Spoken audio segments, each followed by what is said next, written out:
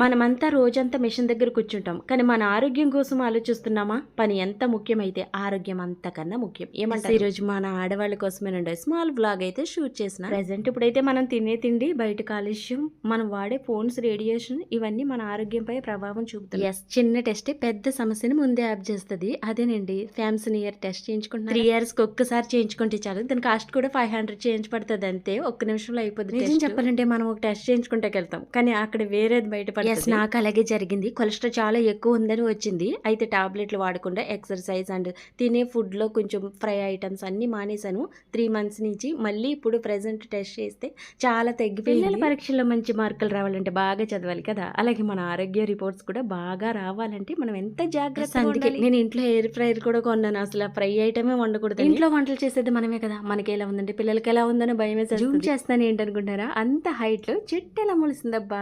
పాల్చుకుంటే నిన్నే చూస్తున్నాడు, క్యూట్ అన్నట్టు కదా. ఈ రూమ్ లోకి వెళ్ళక ముందే ఎన్నెన్నో అనుకుంటాం, వెళ్ళగా ఏం గైనకాలజిస్ట్ లక్ష్మీ ప్రసన్న గారు చాలా బాగా ఉంటున్నారు ఈ మధ్యలో. డాక్టర్ చాలా ఫ్రెండ్లీగా ఉంటున్నారు. ఈ హాస్పిటల్ అయితే టౌన్ హాస్పిటల్ పాలకొల్లండి, చాలా బాగా. ఎప్పుడైనా ఆపద వచ్చినప్పుడు మనల్ని కాపాడేది ఎవరో తెలుసా? మన ధైర్యం, మన నిర్ణయం. వీడియోకి ఒక లైక్ చేయండి ఫ్రెండ్స్. బాయ్.